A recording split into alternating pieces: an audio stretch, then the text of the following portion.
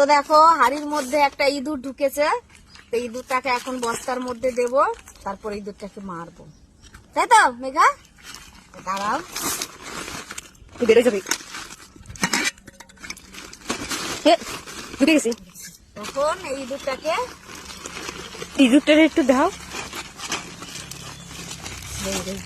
ব্যাগের মধ্যে দেখা যাবে।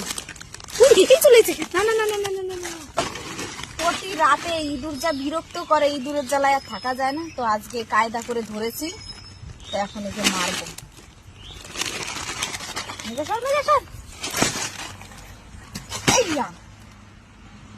ওই দেখো ইঁদুরটা, ওই যে ওর বাচ্চা না যায়।